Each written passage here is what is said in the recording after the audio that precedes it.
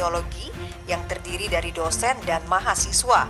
Kelimanya terkonfirmasi positif COVID-19 setelah menggelar kuliah tatap muka.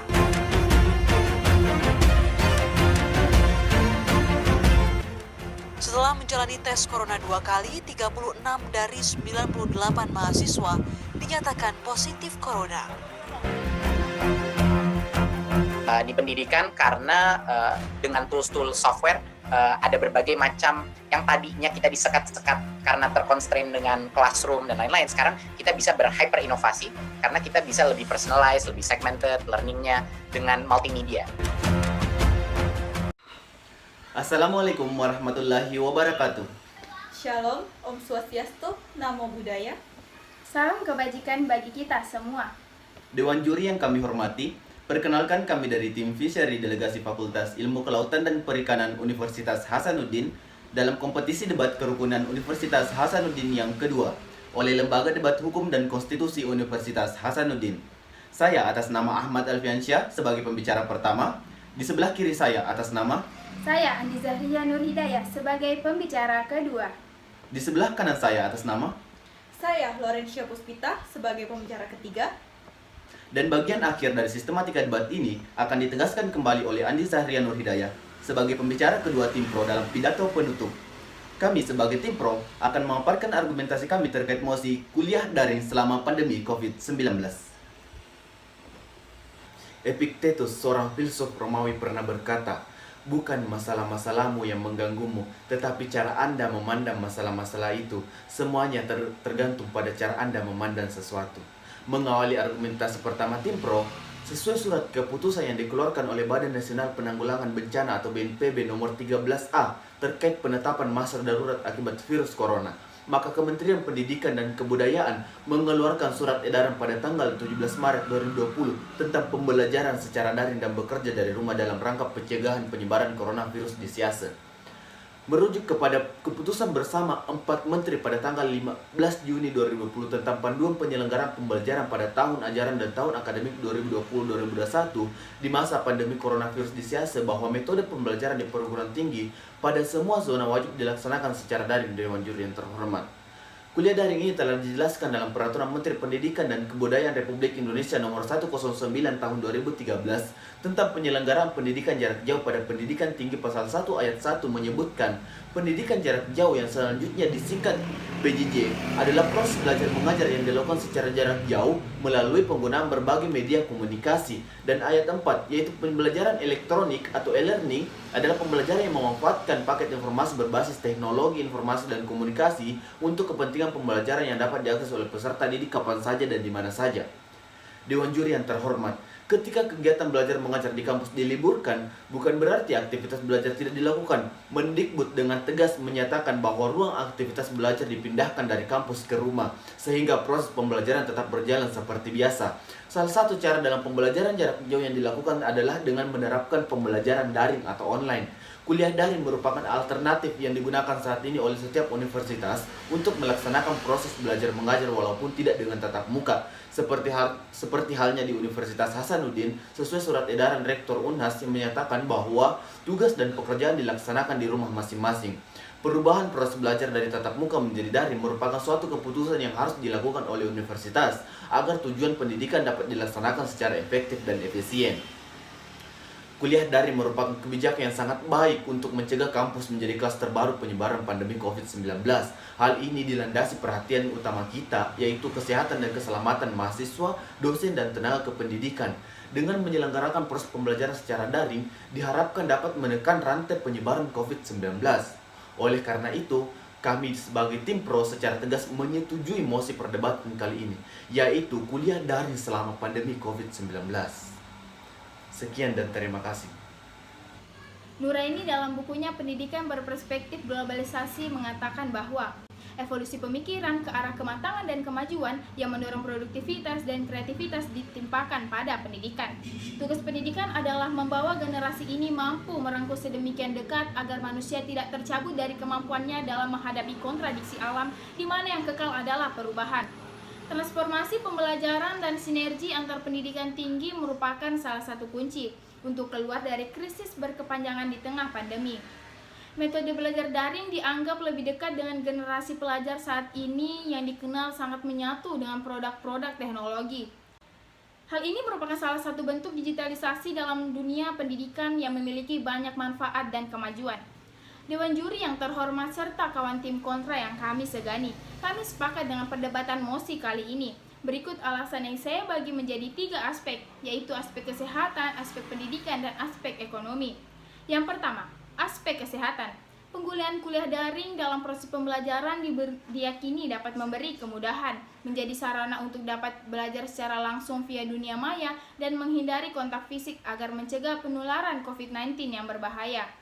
Tingkat pendidikan tinggi tidak sama dengan sekolah dasar dan sekolah menengah yang menerapkan sistem zonasi, sehingga potensi penyebaran virus lebih besar dapat terjadi apabila kuliah tatap muka diterapkan. Sebagaimana kita ketahui, peserta didik dari perguruan tinggi berasal dari berbagai daerah. Mengingat cita-cita bangsa Indonesia yang terdapat dalam pembukaan Undang-Undang Dasar 1945 pada alinea keempat, salah satunya adalah mencerdaskan kehidupan bangsa.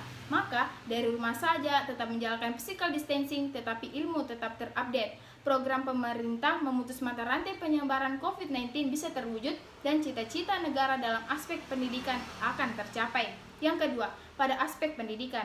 Kuliah daring mendorong mahasiswa menjadi lebih mandiri, kreatif, inovatif, dan bertanggung jawab, serta mampu beradaptasi dengan pembaharuan pendidikan sesuai dalam mewujudkan cita-cita pendidikan nasional sebagaimana dalam Undang-Undang Sistem Pendidikan Nasional tahun 2003 ayat 3, yaitu menimbang bahwa sistem pendidikan nasional harus mampu menjamin pemerataan kesempatan pendidikan, peningkatan mutu, serta relevansi dan efisien manajemen pendidikan untuk menghadapi tantangan sesuai dengan tuntutan perubahan kehidupan lokal, nasional, dan global, sehingga perlu dilakukan pembaharuan pendidikan secara terencana, terarah, dan berkesinambungan. Kelebihan lainnya dengan kuliah daring, mahasiswa tidak hanya belajar mata kuliah di daftar, tetapi secara tidak langsung mahasiswa juga belajar teknologi, yang merupakan salah satu inovasi yang bagus dan perlu ditingkatkan dalam proses digitalisasi, mengingat perlunya dikuasai sistem informasi teknologi dan mengembangkan ilmu pengetahuan di era 4.0 yang serba canggih ini. Selain itu, teknologi digital juga memungkinkan mahasiswa untuk menyimak ekspresi dosen lebih jelas ketika mengajar, sehingga penjelasan dari dosen yang diberikan dapat direkam dan dapat diputar kembali apabila ada bagian yang kurang dipahami. Selanjutnya, pembelajaran daring juga memiliki pengaruh yang signifikan terhadap kemampuan literasi bahasa mahasiswa.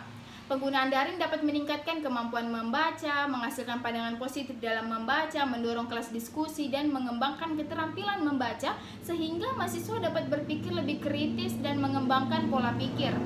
Beralih pada bidang ekonomi, kuliah daring memberikan keringanan pengeluaran bulanan bagi mahasiswa jika dibandingkan dengan kuliah tatap muka dengan modal pas-pasan, seperti biaya transportasi dari rumah ke kampus, biaya print atau hard copy tugas kuliah, biaya penginapan atau kos, biaya makanan bulanan, serta pengeluaran lainnya di luar dari biaya uang kuliah tunggal, jika dibandingkan dengan kuliah daring yang bermodalkan pengeluaran pembeli kuota.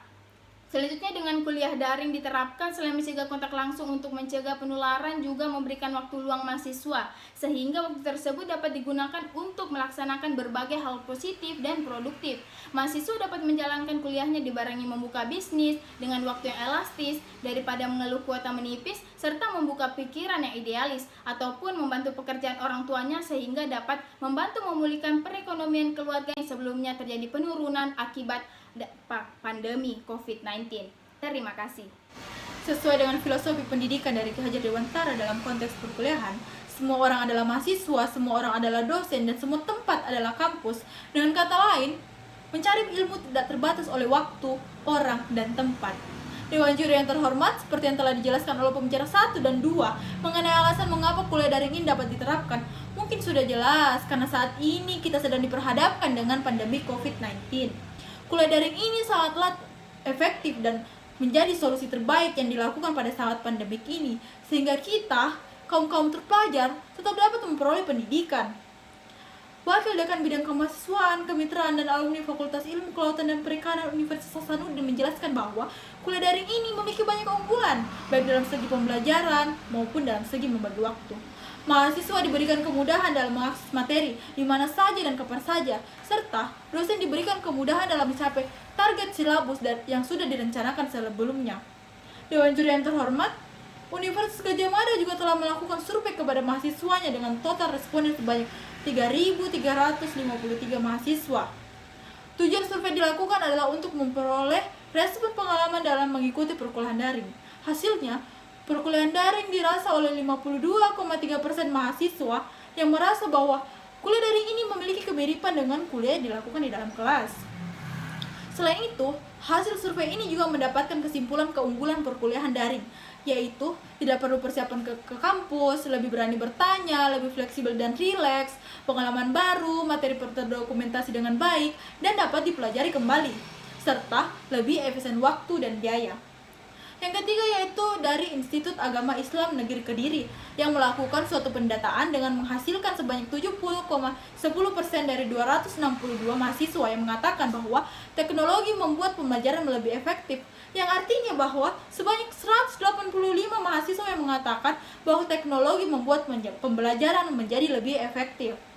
Perlu untuk diketahui bahwa dalam keadaan darurat seperti ini, kita perlu untuk memompa semangat dan mengasah rasa keingintahuan kita, yang artinya mahasiswa sebagai pusat belajar tidak boleh hanya mengandalkan dosen, namun juga harus secara mandiri untuk mencari sumber lain dari internet yang telah disediakan, baik itu dalam bentuk jurnal, buku digital, diktat, maupun video perkuliahan dan yang dapat diakses secara gratis.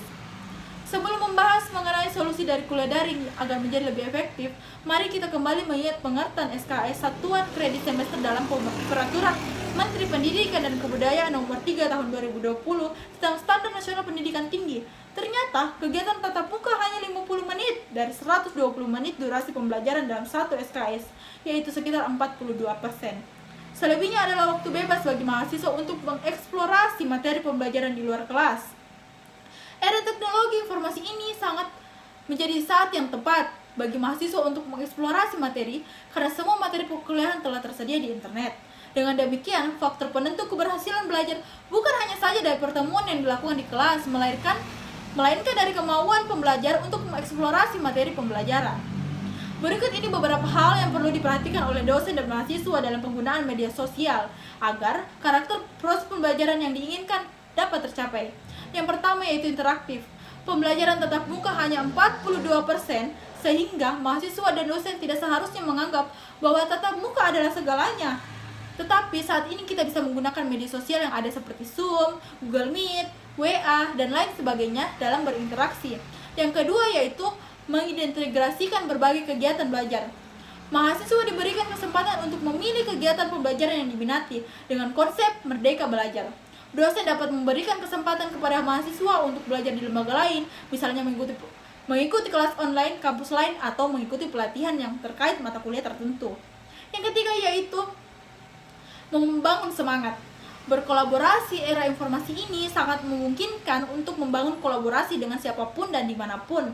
Tidak perlu lagi memikirkan biaya pertemuan, karena dapat dilakukan komunikasi dari lokasi masing-masing. Para dosen dan mahasiswa dapat berkolaborasi dengan akademisi dari kampus lain, dalam negeri, dan atau dari luar negeri. Dosen dapat memanfaatkan forum-forum prodi sejenis yang selama ini telah ada. Dosen juga dapat memanfaatkan jaring teman kuliah untuk menjadi kolaborator. Terima kasih. Menurut Christine Wibowo, selaku salah satu dosen psikologi di Universitas Katolik Sugija Pranata, terdapat dua tipe orang dalam menghadapi perubahan. Yang pertama, versi konservatif, yaitu orang-orang yang mengagungkan masa lampau dengan menyerang kebijakan saat ini. Yang kedua, versi pasif, orang yang malas meningkatkan kompetisi dirinya untuk menguasai teknologi. Kedua versi tersebut seringkali bukan disebabkan karena kemampuan intelektual yang kurang, namun ia tidak memiliki kemampuan untuk melakukan pembaharuan. Biasanya ia tidak mau keluar dari zona nyaman sehingga tidak adaptif. Masa pandemik ini dibutuhkan orang-orang yang berinovatif. Kita harus fleksibel mengikuti perubahan zaman sekaligus menghasilkan sesuatu yang bermanfaat bagi orang lain. Daripada mencela setiap ada kebijakan baru, lebih baik kita memberikan ide, dana, ataupun melakukan yang terbaik bagi orang-orang di sekitar kita. Pembelajaran merupakan inti dari proses pendidikan, maka kualitas pendidikan menggambarkan kualitas pembelajaran, sehingga peningkatan kualitas pendidikan dapat dilakukan melalui peningkatan kualitas pembelajaran. Jadikanlah pandemi ini sebagai ajang berinovasi. Dengan berakhirnya pemaparan ini, kami ucapkan terima kasih. Wassalamualaikum warahmatullahi wabarakatuh.